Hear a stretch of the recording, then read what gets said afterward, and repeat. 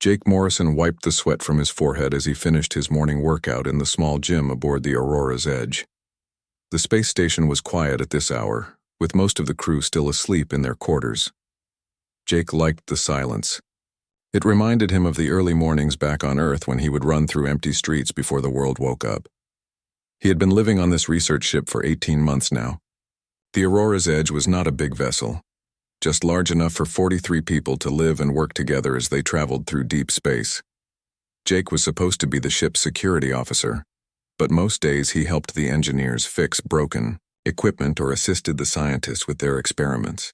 There was not much security work to do when you were floating millions of miles away from the nearest planet.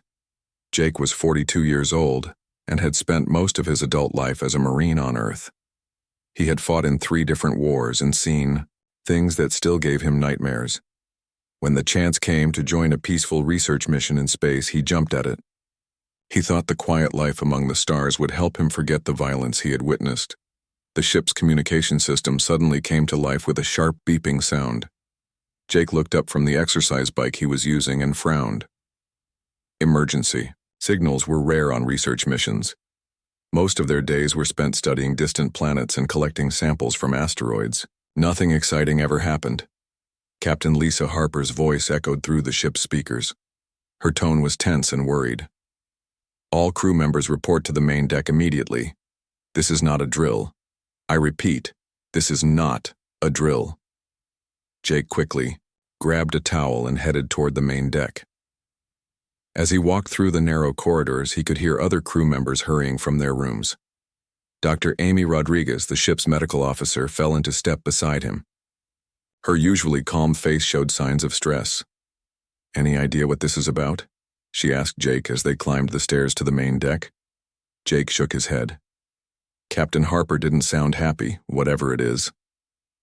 When they reached the main deck, Jake could see why the captain was worried. Through the large viewing window that dominated one wall of the room, space was no longer empty and black. Instead, 100 alien ships surrounded the Aurora's Edge like wolves circling a wounded deer. The alien vessels were unlike anything Jake had ever seen. Each ship was about the size of a small building and shaped like a crystal that had been stretched and twisted into impossible curves. They glowed with a soft blue light that pulsed in perfect rhythm, as if all 100 ships shared the same heartbeat. Captain Harper stood at the center of the room, staring at a communication device in her hands. She was a small woman in her 50s with gray hair and sharp eyes that missed nothing. Jake had never seen her look scared before, but today, fear was written clearly across her face. "Listen carefully," she said to the assembled crew. "These are Zephyrian ships. The Zephyrians are known throughout the galaxy as master warriors. They have never been defeated in battle, and they do not take prisoners." Engineer Pete Collins raised his hand nervously. "What do they want with us? We're just researchers. We don't have any weapons or valuable cargo." Before Captain Harper could answer, the communication device in her hands began to glow with the same blue light as the alien ships. A voice spoke from the device, but it did not sound like any human voice Jake had ever heard. It was deep and musical, like the sound of wind blowing through crystal caves. "Greetings, humans of the vessel Aurora's Edge," the voice said. "I am War Prime Kethalar of the Zephyrian Battle Fleet. Your species has requested membership in the Galactic Council. This request has been noted and considered." Captain Harper pressed a button on the device and spoke carefully. "This is Captain Lisa Harper. We are a peaceful research vessel. We mean no harm to you or your people." The alien's laugh was like the sound of breaking glass. "Peaceful? Yes, that is what your kind always claims. But the Galactic Council does not admit peaceful species. The galaxy is a dangerous place filled with threats that would destroy the weak. Only the strong survive among the stars." Jake felt a cold chill run down his spine. He had heard stories about the Galactic Council during his time in space. It was a group of the most powerful alien civilizations in the galaxy. They controlled trade routes, settled disputes between worlds, and decided which species were allowed to travel freely among the stars. Humans had been trying to join the council for over 50 years, but their applications were always rejected. "Your species wishes to prove itself worthy," War Prime Cathalar continued. "Very well. We offer you the ancient challenge, one of your kind against 100 of ours. Single combat on neutral ground. If your champion wins, humanity will be granted full membership in the Galactic Council. If your champion loses, your ship and all aboard will be destroyed as an example to other weak species. The main deck fell silent, except for the quiet hum of the ship's engines. Jake looked around at his fellow crew members and saw the same thought reflected in all their faces. They were scientists, engineers, doctors, and technicians. None of them were fighters. The Aurora's Edge did not even carry weapons beyond a few small tools used for mining asteroids. Dr. Rodriguez stepped forward and spoke into the communication device. War Prime Kethalar, with respect, we are not a military vessel. We have no trained warriors aboard our ship. That is unfortunate for you, the alien replied. But the challenge has been issued according to ancient law. You have 1 hour to choose your champion and prepare. After that time, the battle will begin whether you participate or not. Refuse the challenge and we will destroy your ship immediately. The communication device went dark, leaving the crew in stunned silence. Captain Harper set the device down on a nearby table and looked around the room. Her eyes stopped on each crew member for a moment, as if she was trying to decide who might have the best chance of surviving a fight against 100 alien warriors. Jake knew what she was thinking because he was thinking the same thing. None of these people were fighters. Dr. Rodriguez could save lives, but she had never taken one. Pete Collins could fix any machine, but he had never held a weapon. The other crew members were equally unsuited for combat, except for Jake. He had spent 20 years in the Marines. He had fought in battles on 3 different worlds and survived situations that killed tougher men than him. He was not the youngest member of the crew, and he was certainly not the strongest, but he was the only one who had any chance at all. I'll do it, Jake said quietly. Everyone turned to look at him. Captain Harper's face showed relief mixed with guilt.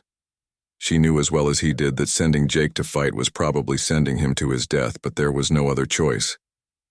Jake, you don't have to, Dr. Rodriguez said. Maybe we can find another way. Maybe we can negotiate. Jake shook his head. You heard the alien. The challenge has been issued. If I don't fight, they'll destroy the ship and kill everyone aboard. At least this way, 42 people have a chance to go home. He walked over to the viewing window and looked out at the alien fleet. The ships continued to pulse with their eerie blue light, waiting patiently for humanity's answer. Jake had faced impossible odds before, but never anything like this. 100 alien warriors who had never been defeated in battle. Jake turned, back to face his crewmates. I need to know everything we have about Zephyrian biology and fighting techniques. I also need to know what equipment we can spare. I have 58 minutes to figure out how to win a fight that no one has ever won before. Captain Harper nodded and began giving orders to the crew. As everyone scattered to prepare, Jake remained at the window, staring out at the alien ships and wondering if he would live to see another sunrise. Jake Morrison sat alone in the ship's small library, surrounded by data tablets and holographic displays showing information about the Zephyrian species. He had 53 minutes left to prepare for a battle that would determine the fate of humanity's future in space. The weight of that responsibility should have crushed him, but instead Jake felt the familiar calm that always came before a fight. Dr. Amy Rodriguez entered the library carrying a medical scanner and a small bag of supplies. She looked pale and worried as she approached Jake's table. Behind her came Pete Collins, the ship's chief engineer, holding a collection of tools and electronic devices. I've pulled up everything we have on Zephyrian biology, Dr. Rodriguez said as she activated one of the data tablets. The information isn't complete, but it should give you some idea of what you're facing. Jake studied the holographic image that appeared above the tablet. The Zephyrian warrior looked like a mixture of an insect and a living crystal. Its body was covered in translucent plates that seemed to grow from its skin like natural armor. The creature stood nearly 7 feet tall with 4 arms and legs that bent in ways that human joints could never manage. Their bones are made of a silicon-based compound that's stronger than steel, Dr. Rodriguez explained. Their muscles are more efficient than human muscles, giving them about 3 times our strength. They can see in multiple light spectrums, including infrared and ultraviolet. Their reaction time is roughly twice as fast as ours. Pete Collins whistled softly. Sounds like you're fighting a living tank, Jake. Jake nodded but didn't look discouraged. What about weaknesses? Every species has them. Dr. Rodriguez pointed to several areas on the holographic Zephyrian. Their armor plates don't cover everything. There are gaps at the joints where softer tissue is exposed. Also, their crystalline structure makes them vulnerable to certain vibrations. A strong enough impact at the right frequency could shatter their armor. How strong is strong enough? Jake asked. I'm not sure, the doctor admitted. The reports don't give specific numbers, but it would have to be a very precise hit with a lot of force behind it. Jake memorized the locations of the weak spots and studied the way the Zephyrian moved in the recorded videos. Their fighting style was graceful and flowing, like a deadly dance. They used all four arms simultaneously, creating patterns of attack that would confuse most opponents. But Jake noticed something else. The Zephyrians in the videos always fought other aliens who moved in similar ways. They had never faced a human opponent. Captain Harper's voice came through the ship's communication system. Jake, please report to the bridge. The Zephyrians are sending more information about the battle conditions. Jake stood up and stretched his muscles. The preparation time was passing quickly and he still had much to do. Thanks for the intel, Doc. Pete, what do you have for me? The engineer opened his bag and pulled out several small devices. Most of our equipment isn't designed for combat, but I've made some modifications. This is a portable gravity manipulator we use for mining operations. I've increased its power output, but it will only work once before burning out. Jake examined the device. It was about the size of a smartphone and surprisingly light. What does it do? It creates a localized gravity field, Pete explained. Normally, we use it to move heavy rocks, but if you set it to maximum power, it could pull objects toward a central point with tremendous force. The range is only about 30 feet, and like I said, it's a one-shot deal. Jake pocketed the gravity manipulator and looked at the other items Pete had brought. There was a small cutting torch, a pair of magnetic climbing gloves, and something that looked like a metal rod. The cutting torch might damage their armor, Pete said. The magnetic gloves will help you grip surfaces in low gravity. And this, he held up the metal rod, is a sonic resonator. It generates sound waves at specific frequencies. I programmed it with the resonant frequency that should affect Zephyrian crystal structures based on Dr. Rodriguez's data. Jake took the sonic resonator and tested its weight. It felt solid and well-balanced, like a weapon designed for close combat. You've been busy, Pete. Thank you. I wish I could do more, the engineer said sadly. 43 people depending on one man. Doesn't seem fair. Jake clapped Pete on the shoulder. Life's not fair, Pete, but sometimes that works in our favor. The three of them made their way to the bridge where Captain Harper was waiting with the rest of the senior staff. The main viewing screen showed a detailed image of an asteroid roughly the size of a city block. Its surface was gray and pitted, with craters from countless impacts over millions of years. This is where the battle will take place, Captain Harper explained. The Zephyrians call it Judgment Rock. It's been used for single combat challenges for over 1,000 years. The asteroid has artificial atmosphere generators, so you'll be able to breathe normally. Jake studied the terrain on the screen. Thoraisiu. Asteroid's surface was covered with rocks, crevices, and small hills that could provide cover, or be used strategically. The gravity would be much weaker than Earth normal, which might give him an advantage in mobility. What are the rules? Jake asked. Very simple, the captain replied. No outside assistance once the battle begins. No weapons beyond what each fighter brings with them. Victory is achieved only when all opponents are unable to continue fighting. Death is not required, but it's usually the result. Science Officer Karen Walsh, a young woman with bright red hair, stepped forward nervously. Jake, I've been analyzing the psychological profiles of Zephyrian warriors. They're extremely confident fighters who have never experienced defeat. That confidence might be something you can use against them. How so? Jake asked. They won't expect you to do anything unexpected, Karen explained. Their battle tactics are based on thousands of years of fighting other species who use similar strategies. Humans think differently than most aliens. We're more adaptable and creative in our problem solving.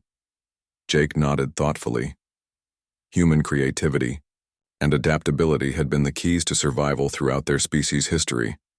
When early humans faced predators that were stronger and faster, they learned to use tools and work together. When they encountered environments that should have killed them, they found ways to adapt and thrive. Dr. Rodriguez attached a small medical device to Jake's wrist. This will monitor your vital signs during the fight.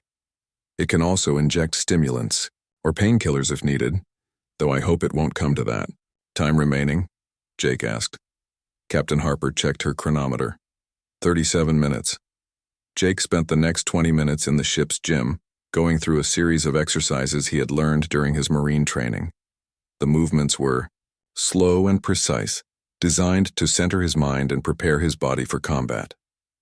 Dr. Rodriguez watched his heart rate on her scanner and was amazed to see it actually decrease as the battle time approached. "How are you staying so calm?" she asked. Most people would be terrified. Jake finished his final stretch and looked at her with steady eyes. "Fear is just information, Doc. It tells you that something important is happening. The trick is deciding what to do with that information. I could spend these last minutes being scared, or I could use them to get ready. Fear doesn't help me win." With 15 minutes remaining, Jake ate a light meal and drank plenty of water. He had learned long ago that proper nutrition before a fight could mean the difference between victory and defeat. His body needed fuel for what was coming. Pete Collins brought him a simple black combat suit that had been modified with the equipment he would need.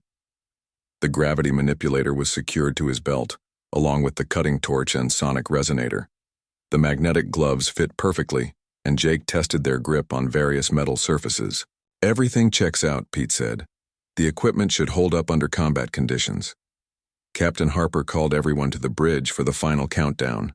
Through the viewing window, they could see a small shuttle approaching from the Zephyrian fleet. It would transport Jake to the asteroid where his fate and humanity's future would be decided. 2 minutes, the captain announced. Jake looked around at the faces of his crewmates. These people had become his family over the past 18 months. They were counting on him to bring them home safely. More than that, billions of humans back on Earth were counting on him to secure their species' place among the stars.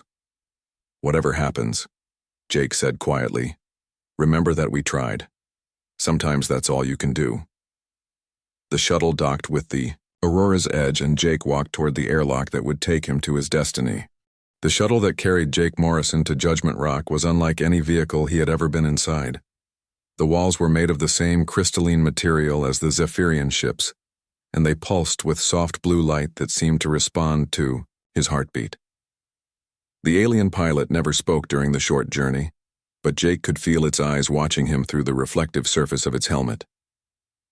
When the shuttle landed on the asteroid's surface, Jake felt the change in gravity immediately.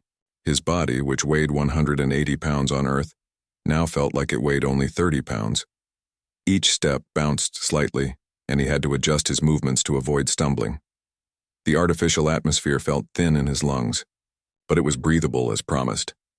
The asteroid's surface stretched out before him like an alien landscape from a nightmare. Gray rocks jutted up from the ground at strange angles, creating a maze of shadows and hiding places. Craters of various sizes dotted the terrain, some shallow enough to step over, others deep enough to hide a grown man.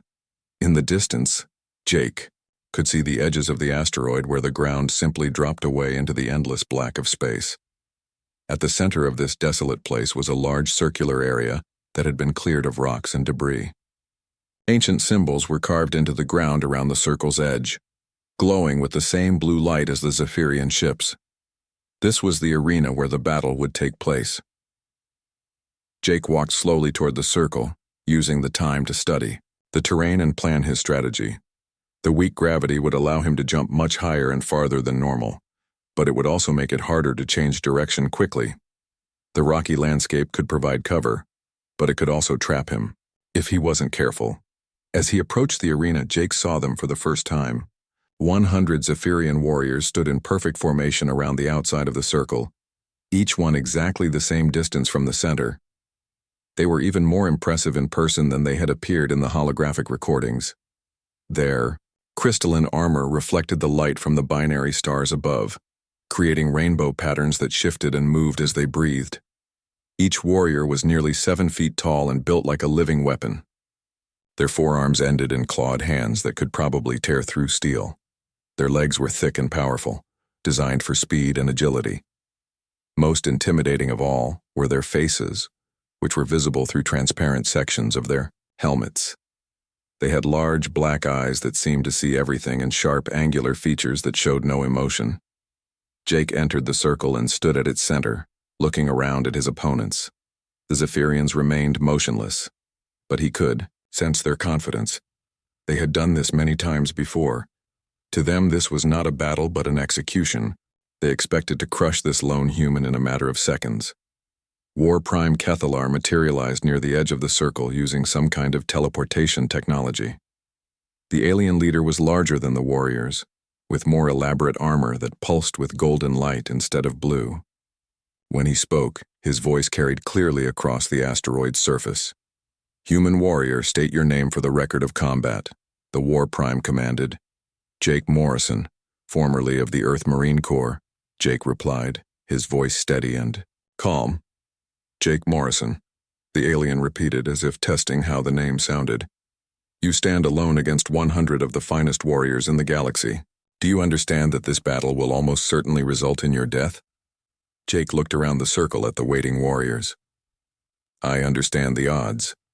Yet you choose to fight anyway. Why?" Jake thought about the question for a moment. He could have given many answers.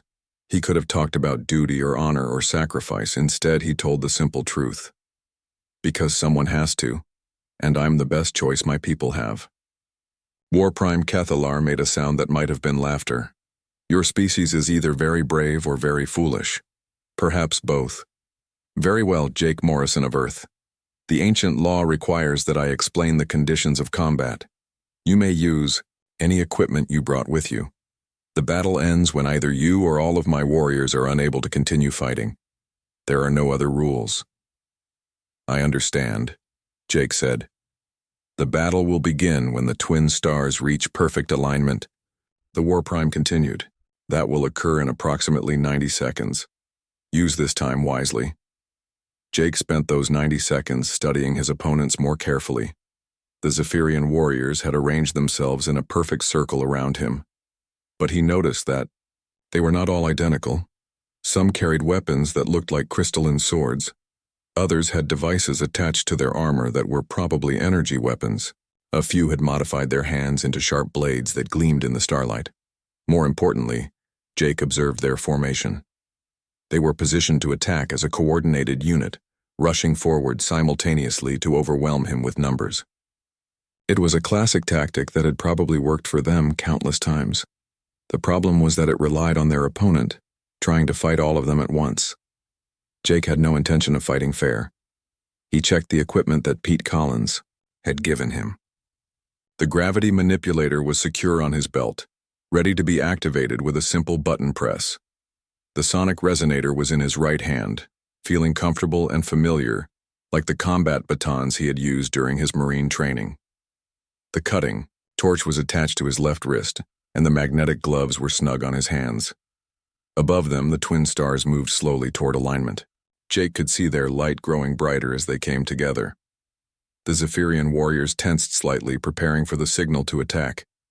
Their confidence was still absolute, but Jake noticed that a few of them had shifted their positions slightly to get better angles of attack. 30 seconds, War Prime Kethalar announced.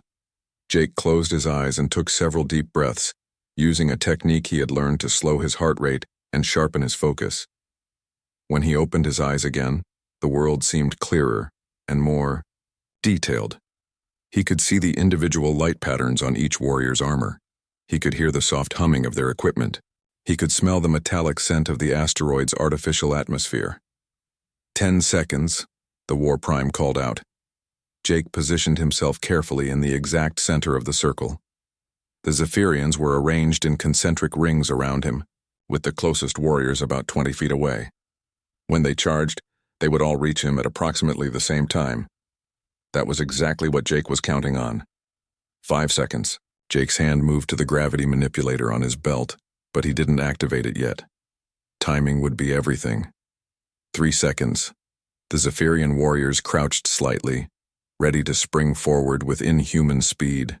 2 seconds. Jake felt the familiar calm that always came just before combat. Time seemed to slow down and his mind became crystal clear. 1 second. The twin stars aligned perfectly, casting their combined light across the asteroid's surface. Warprime Kethalar's voice rang out across the arena. "Begin!" 100 Zephyrian warriors charged toward Jake Morrison with a sound like thunder. Their crystalline armor reflected the starlight as they moved, creating a dazzling display of speed and power.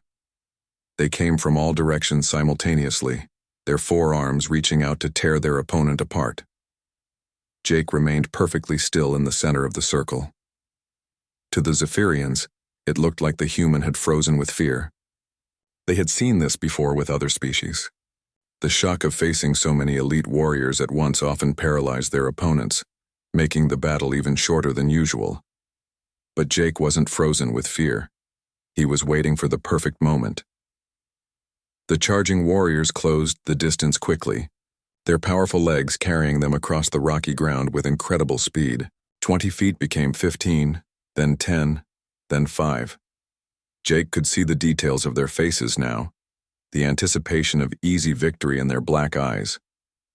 When the first warriors were only 3 feet away from reaching him, Jake finally moved.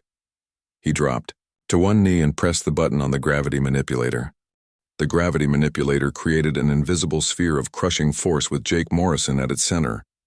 The device that Pete Collins had modified pulled everything within 30 feet toward Jake's position with the strength of a small planet.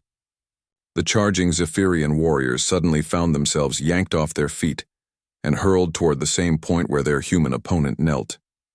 The effect was immediate and devastating. 35 warriors who had been running at full speed crashed into each other in a spectacular collision of crystalline armor and alien bodies. The sound was like a crystal chandelier falling onto a concrete floor. Arms and legs tangled together as the warriors struggled to understand what had happened to them. Jake rolled away from the pile of confused aliens just as the gravity manipulator burned out from the overload, exactly as Pete had predicted. Smoke rose from the destroyed device as Jake tossed it aside and jumped to his feet.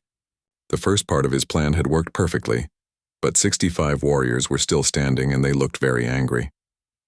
The remaining Zephyrians had been far enough away to avoid the gravity trap, but they had seen their comrades go down. For the first time in their military history, a significant number of their warriors had been defeated in the opening seconds of a battle. The shock of this impossible event caused them to hesitate for just a moment.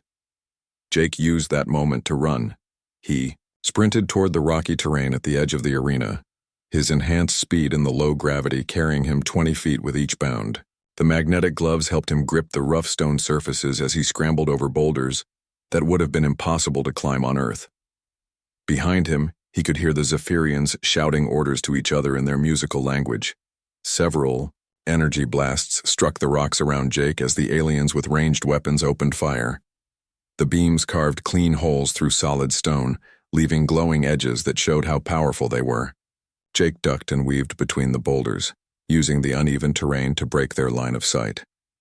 He reached a narrow canyon between two large rock formations and dove into it, just as more energy blasts sizzled through the air where he had been standing. The canyon was barely wide enough for one person, which meant the Zephyrians would have to come after him one at a time instead of using their superior numbers. Jake pressed his back against the canyon wall and activated the sonic resonator that Pete had given him. The device hummed to life, generating sound waves at the exact frequency that should damage Zephyrian crystal armor. He held it ready as the first alien warrior appeared at the canyon entrance. The Zephyrian was one of the larger ones, with 4 razor-sharp blades extending from its arms.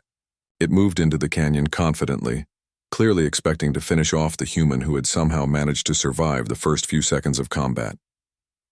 Jake waited until the alien was close enough to touch before striking with the sonic resonator.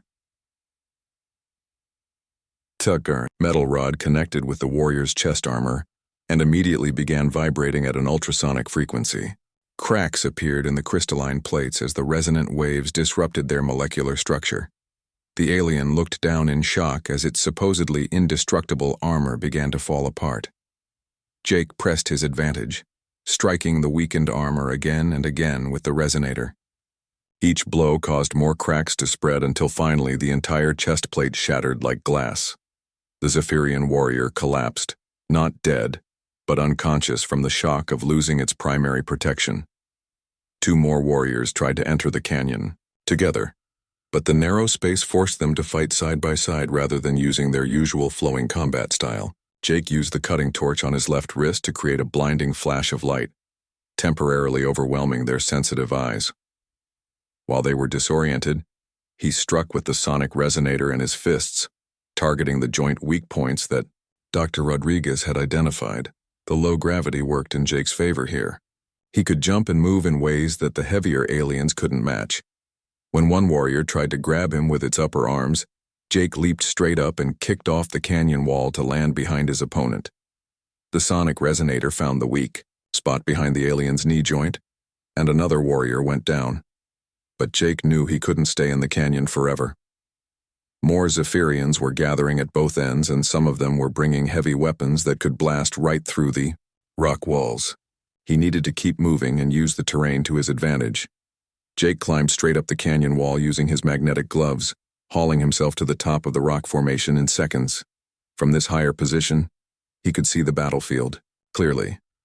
The 35 warriors who had been caught in the gravity trap were starting to untangle themselves and get back to their feet. That meant he was facing nearly 90 opponents again. 3 Zephyrians were climbing up the rocks toward him, their clawed hands finding purchase on surfaces that would challenge even experienced rock climbers.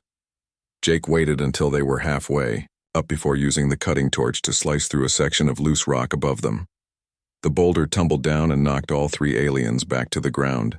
Jake jumped from rock to rock, covering ground quickly while staying ahead of his pursuers. The Zephyrians were fast and agile, but they weren't used to fighting an opponent who refused to stand still and exchange blows. Their training had prepared them for honorable combat between warriors, not for chasing a human who fought like a guerrilla fighter. Several warriors with energy weapons took position on high rocks and began firing at Jake as he moved. Their aim was excellent, but Jake had learned to anticipate where they would shoot. He would start running in one direction, then suddenly change course just as they fired. The energy beams passed harmlessly through empty air while Jake continued his evasive path through the rocky maze. One blast came closer than the others, passing so near to Jake's head that he could feel the heat. He rolled behind a large boulder and checked his equipment. The sonic resonator was still working, though. Its power cell was getting low. The cutting torch had enough fuel for maybe a dozen more uses. The magnetic gloves were holding up well despite the rough treatment. Jake heard the sound of multiple Zephyrians approaching his position from different directions. They were trying to surround him again, but this time in a much smaller area. He needed to break out of their trap before they could close it completely. A deep crater opened up near Jake's hiding place, probably created by a meteor impact millions of years ago. The crater was about 50 feet across and 30 feet deep, with steep sides that would be difficult to climb. Most importantly, it only had one easy way in or out. Jake had an idea that was either brilliant or suicidal.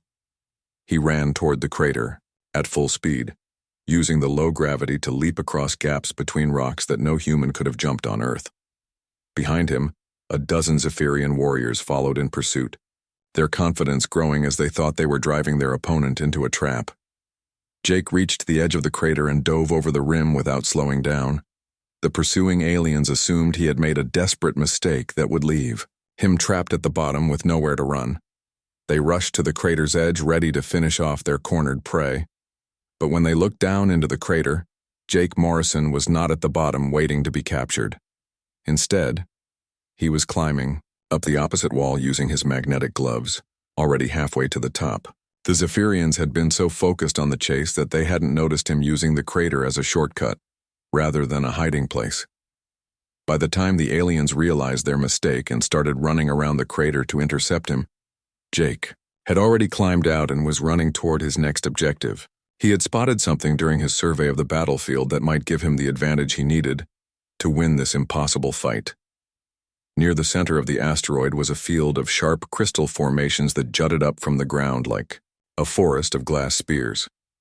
If Jake could reach that area and use it correctly, he might be able to turn the Zephyrians' own strength against them.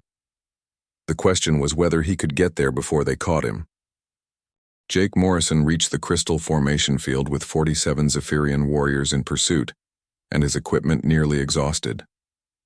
The sonic resonator's power cell was down to its last few charges. The cutting torch had enough fuel for maybe 6 more uses, and his muscles were beginning to feel the strain of constant movement in the low-gravity environment. The crystal spears rose from the asteroid's surface like a deadly garden, some as tall as trees, and others barely reaching Jake's waist. They were natural formations, created over millions of years by cosmic radiation and mineral deposits. Each crystal was sharp enough to cut through metal and positioned at angles that created a maze of reflective surfaces. Jake dove into the crystal field just as energy blasts from the pursuing warriors began striking the formations behind him. The beams ricocheted off the reflective surfaces, bouncing in random directions and creating a light show of deadly energy. Several Zephyrians had to duck to avoid being hit by their own reflected shots. This was exactly what Jake had hoped for. He moved deeper into the crystal maze, using the tall formations as cover while the aliens spread out to surround the area. The Zephyrians were more cautious now, having learned that their human opponent was far more dangerous than they had expected. They advanced slowly, checking each hiding spot and communicating with hand signals to coordinate their movements. Jake crouched behind a cluster of medium-sized crystals and watched the aliens position themselves. They were being smart about it, leaving no escape routes and maintaining visual contact with each other to prevent ambushes. But their caution was also slowing them down, giving Jake time to prepare his final gambit. He pulled out the cutting torch and began making precise cuts at the base of several large crystal formations. The torch's beam sliced through the mineral structures easily, but Jake was careful to leave each crystal balanced on just a thin support that would break under pressure. It was delicate work that required him to move quietly while the Zephyrians closed in around him. A warrior appeared around one of the crystals, moving silently on feet that barely disturbed the rocky ground. Jake was ready for it. He struck with the sonic resonator, targeting the alien's knee joint with one of his last remaining charges. The warrior went down with a crystalline crash that echoed through the formation field. The sound gave away Jake's position, and immediately 3 more Zephyrians converged on his location from different directions. Jake used the cutting torch to slice through the support holding up a massive crystal spear directly above one of his attackers. The formation toppled over with tremendous force, pinning the alien warrior beneath several tons of sharp mineral. Jake rolled away from the other 2 attackers and found himself in a small clearing surrounded by crystal walls. The 2 Zephyrians entered the clearing from opposite sides, their forearms spread wide to prevent any escape. These were among the largest warriors Jake had faced, with armor that looked thicker and more advanced than the others. Human, one of them spoke in accented English. "You have fought well, but this ends now. Surrender and your death will be quick." Jake looked around the clearing and smiled grimly. "Sorry, but I've never been good at surrendering." He activated the sonic resonator one final time and struck the ground at his feet. The vibrations traveled through the asteroid's surface and reached the carefully weakened crystal supports he had prepared earlier. All around the clearing, massive crystal formations began to crack and fall. The 2 Zephyrian warriors looked up in alarm as their crystalline surroundings started collapsing around them. They tried to reach Jake before the trap could spring, but the low gravity that had helped them move quickly now worked against them. Their powerful leaps carried them too far and too high, making them easy targets for the falling crystals. Jake threw himself flat against the ground as crystal spears crashed down all around him. His magnetic gloves found purchase on a metal or vein in the rock, holding him steady as debris rained from above. When the collapse finally stopped, both Zephyrian warriors were unconscious beneath piles of broken crystal. Jake climbed out of the wreckage and took stock of the situation. His improvised crystal trap had taken down 6 more aliens, but at least 35 warriors were still active, and moving toward his position. The sonic resonator was completely drained, and the cutting torch was nearly empty. He was running, out of both equipment and options. But something had changed in the Zephyrians' behavior. They were no longer advancing with the absolute confidence they had shown at the beginning of the battle. Jake had taken down nearly 2/3 of their force, using tactics and equipment they had never encountered before. For the first time in their military history, Zephyrian warriors were experiencing something completely foreign to them: doubt. Jake used their hesitation to his advantage. He climbed to the top of the tallest remaining crystal formation and stood where all the surviving aliens could see him clearly. His combat suit was torn and dirty. His equipment was mostly destroyed, but he stood straight and showed no signs of surrender. "I know you can understand me," Jake called out to the assembled warriors. "Your war prime spoke English, so some of you must speak it too. I want you to look around this battlefield. Look at your fallen comrades. Look at how many of you one human has defeated." The Zephyrians did look around, and Jake could see the shock in their movements as they truly comprehended what had happened. 78 of their finest warriors had been defeated by a single opponent in less than 8 minutes of combat. "Your species has never lost a battle," Jake continued. "You've never faced an enemy who could match your strength or speed or advanced technology, but today you learned something new. You learned that winning isn't always about being the strongest or the fastest. Sometimes it's about being the smartest. Sometimes it's about refusing to fight the battle your enemy wants you to fight." War Prime, Kethalar materialized at the edge of the crystal field, his golden armor pulsing with patterns Jake had never seen before. The alien leader surveyed the battlefield with what could only be described as amazement. "Impossible," the War Prime whispered. "No single warrior has ever defeated a Zephyrian sentry. How did you do this?" Jake jumped down from his crystal perch, landing near the War Prime with the enhanced grace that low gravity provided. "I didn't fight 100 aliens," he explained. "I fought small groups of aliens 100 different times. I used your numbers against you, turned your coordination into confusion, and made your greatest strength into your greatest weakness." The War Prime studied Jake with new respect. "You changed the nature of combat itself. This is not how battles are supposed to be fought." "Maybe that's the problem," Jake replied. "Your people have been fighting the same way for so long that you forgot there might be other ways to win. Humans learned a long time ago that survival isn't about being the biggest predator. It's about being the most adaptable." The remaining Zephyrian warriors gathered around their leader, waiting for orders. Jake could see the confusion in their postures. They had been programmed for victory, trained for dominance, but no one had ever taught them how to deal with defeat. War Prime, Kethalar raised one of his forearms, and the warriors immediately stopped moving. "The battle is concluded," he announced. "By the ancient laws of combat, victory belongs to Jake Morrison of Earth. Humanity has proven itself worthy of membership in the Galactic Council." Jake felt a wave of relief wash over him, followed immediately by exhaustion. The adrenaline that had carried him through the fight was fading, and his body was reminding him of every impact, every strain, every moment of desperate action from the past 8 minutes. "Will your warriors be all right?" Jake asked, looking at the fallen aliens scattered across the battlefield. "They will recover," the War Prime assured him. "Their armor protected them from serious injury, though their pride may take longer to heal. You defeated them without killing any of them. This shows wisdom as well as skill." Jake nodded and began walking back toward the shuttle that would take him home. Behind him, Zephyrian warriors were helping their fallen comrades to their feet and gathering the pieces of shattered crystal armor. They moved quietly, speaking in whispers as they tried to understand how their perfect record of victory had been broken by a single human. As Jake reached the shuttle, War Prime Kethalar called out to him one final time. "Jake Morrison of Earth, your species will find the galaxy a dangerous place. There are threats among the stars that make my warriors look like children. Do all humans fight as you do?" Jake turned back and considered the question seriously. "We fight however we need to fight," he said finally. "We adapt, we overcome, and we never give up. That's what makes us human." The shuttle door closed behind him, and Jake Morrison began his journey back to the Aurora's edge, where 42 people were waiting to learn whether humanity had earned its place among the stars. Behind him, on the asteroid called Judgment, Rock the Zephyrian Empire was learning a new lesson about the nature of strength and the power of the human spirit.